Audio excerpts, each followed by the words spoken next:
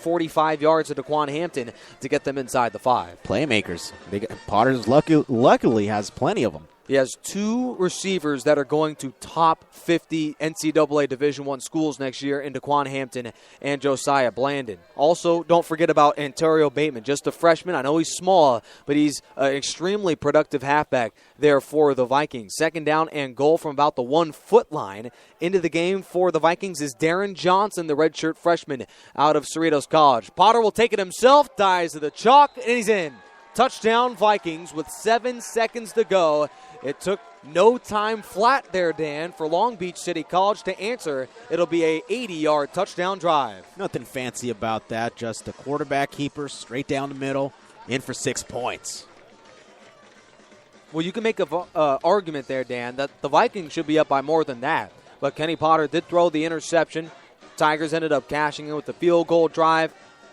Then, boy, the Vikings never looked back. An 80-yard drive that chewed up only 3 minutes of clock, and they lead 7-3 as the extra point is good. Did they miss that extra point? Wow, that would have been amazing. But your thoughts about the first quarter here, Dan, where Nicholas King looked relatively consistent, but we see some of the woes on third down that really has cost his football team. I understand that your late heroics did help win it against Mount Sac, but boy, these third downs, this has to be awfully disappointing for Tom Kraft, who is an offensive innovator in and of his own right. Well, usually on third and long, we tend to see Nicholas King go to his feet. He'll first go through all his options, and if nothing's there, he tends to pick up that first down. But here, I guess they're challenging Nicholas King to stay in that pocket, develop as a passer more.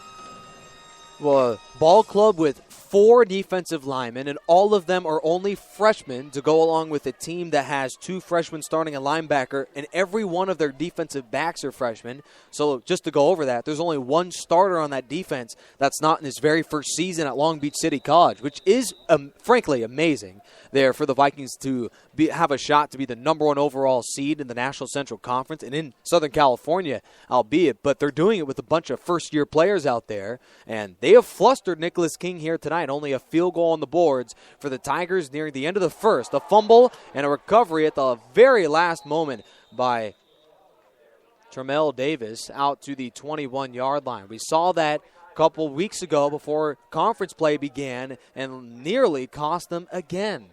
Yeah, I mean, all year we've been talking about how good this team is on all 3 phases, and they're just as good on defense, offense, and special teams. It's a special teams unit that hasn't created a lot of turnovers for themselves. I trust them a lot.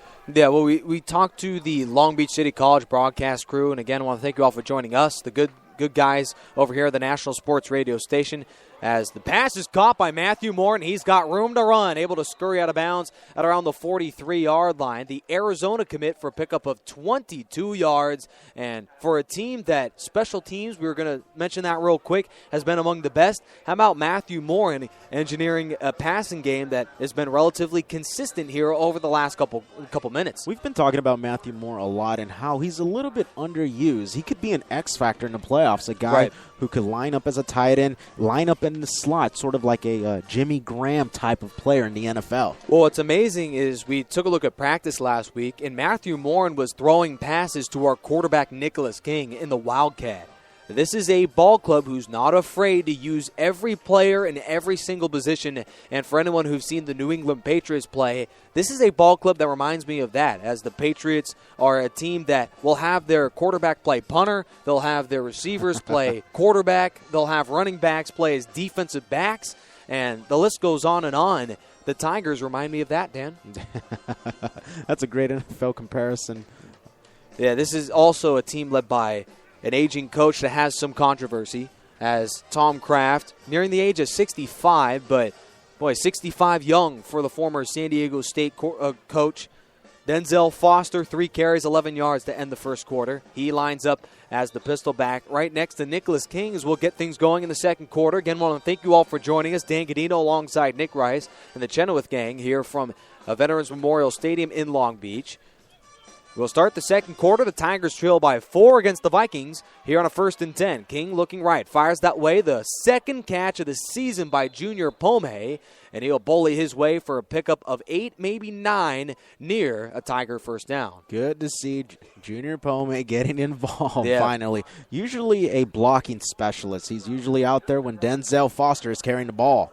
And down there on the goal line as well, Pome, a sophomore at 6'4", 265 pounds. The 4th carry of the day for Denzel Foster. Bullies his way into enemy territory, and he'll have enough. Move the chains of 1st and 10 here for the Tigers. I think that's going to be very key for a Riverside offense that dominated the time of possession in the second half, where they came back from a 7-point deficit. If they're able to win this game, I got to believe the time of possession, keeping Kenny Potter on the sideline, will be the difference. A 1st and 10 following a 4-yard pickup by number 4, Denzel Foster. Got the call again, has room across the 45 to the second level, and out to around the 40, pickup of 6. The combination of Denzel Foster and Chris Anderson will be crucial tonight.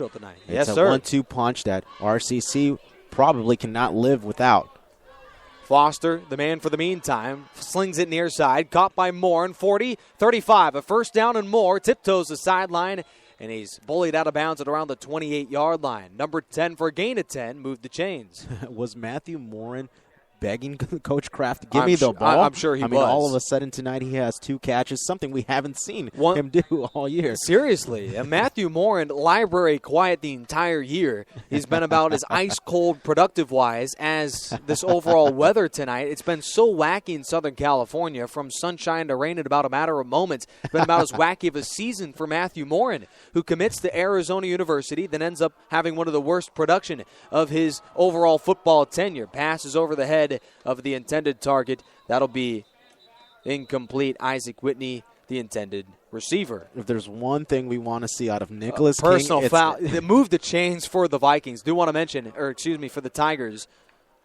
That'll be a 14, 15-yard penalty, make it half the distance. A 14-yard setback there for the Vikings. Boy, just on a silver platter, handing this lead back to the Tigers. You could see why they lost last week to Chaffee. It's been mistakes like that. Yeah, and you don't want to put RCC in the red zone, a team that's over 80% once they go past that 20-yard line.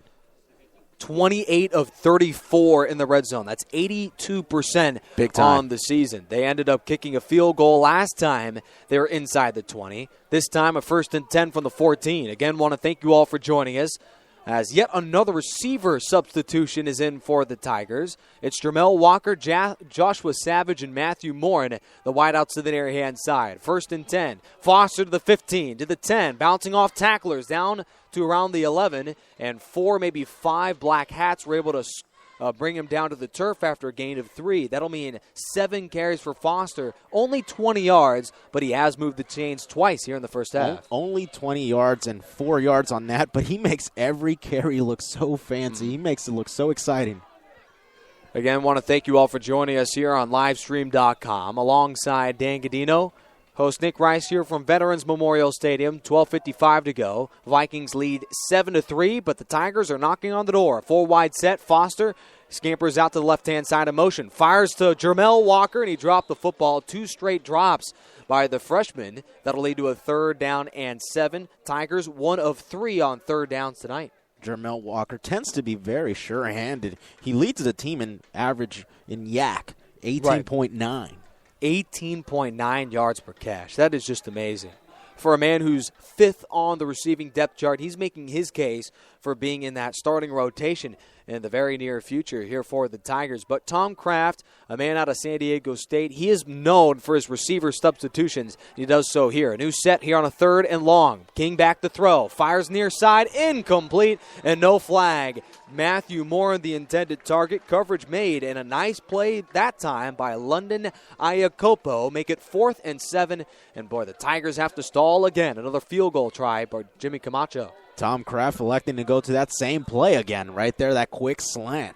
A man who's only caught the football here for the Tigers 0 times last week and only 3 in conference play. Mind you, this is the 5th game for Matthew Moore and only 2 catches by him as Jimmy Camacho squeaks across that left upright. The kick is good.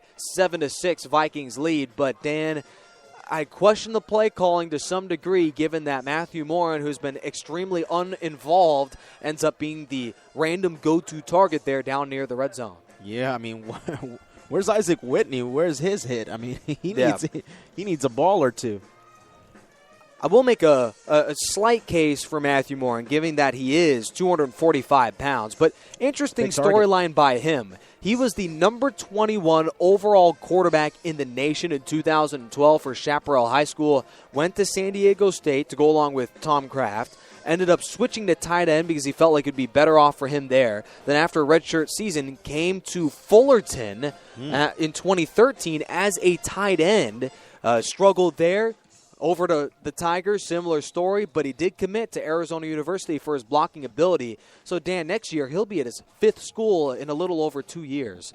This is a man who is no stranger to the move department. Same with the Tigers, who have been on the road. This is now the 4th road game this season for Riverside, as Bateman takes it out across the 30. An electrifying return by him out to the 32.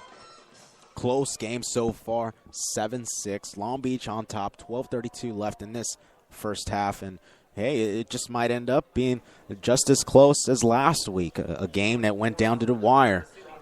If the Tigers are hoping to even have a chance like that in this matchup, they're going to have to make the stops on the defensive end. 3 drives by the Tigers and only 2 field goals, but it's only a 1-point game, even though it's in favor of the hometown Vikings. Veterans Memorial Stadium is the site, 12:32 to go. Long Beach City College leads 7-6. They have the football starting at the 30. Hand off to Bateman, bouncing outside. 35, has room to the 40, picks up a block and is on the way across midfield, and he's tripped up at the 45-yard line. An extremely electrifying run of 25 yards gashes the defense for a 1st and 10. Again, he's the type of guy who's going to pop off huge runs constantly, averaging over 6 yards per pop.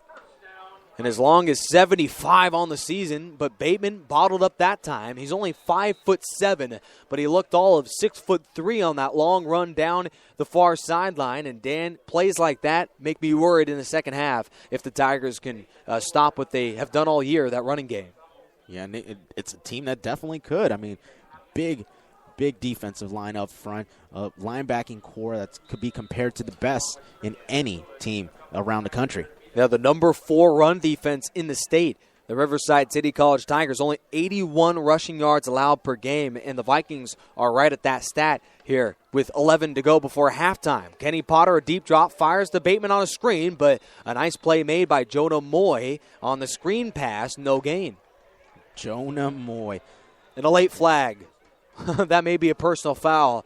It's been 2 straight personal foul penalties against the Vikings, but you're talking about Jonah Moy. He's been amazing, but what's ironic is he's not even the best linebacker potentially on the team. No, he's not. That would go to A.J. Hodgkins with 56 tackles in the year, leading the team with that. But going back to Jonah Moy just seems to be in like every single play. It seems like he's got a knack for the ball, and his helmet's always going to be in a play. Yeah, this is a man I talked to during the post-game interview after their win against Bakersfield College. This is a man who's extremely confident but has bounced around with his recruitment. Still an extremely awkward man, though. He's a guy that doesn't say anything. He's just a strange human being, but, boy, nothing strange about 53 tackles this season. Nothing strange about that. Interesting. Dan, are you awkward, too? Maybe a little bit. I hope not. What a creeper. Let me tell you something here, Dan. There's nothing weird about what the Tigers are doing defensively, but what is the explanation for a ball club that they have nearly every guy on that defense is new from last year, a new jersey underneath that Tigers defensive uniform, but still they make plays, and they are a much better bunch than a season ago where they went 1 game away from the state championship. 1st and 10, that defense will be put to the test here following the penalty at the 31 of the Tigers. Kenny Potter looking left, floats it to the end zone, going to Witt's way, but incomplete. In a double coverage, make it 2nd and 10. Well, going back to that defensive line, it's done by committee. They've got up to 7 guys that they rotate in and out, but it's the main guys like Jeremiah Mitchell, a guy who just got offered 3 weeks ago from Oregon, Chris Lewis. Yeah, no joke there. Yeah, and then there's Mickey Fangatua. To go along with Marshall commit, but did recently get an offer from Oregon as well, and Jeremiah Mitchell. Christopher Lewis, no love by him. He does round out the bunch as well. Want to give shout out to a team that their defensive line has racked up over 10 sacks this season. Looking for their 11th here. Ontario Bateman on the give.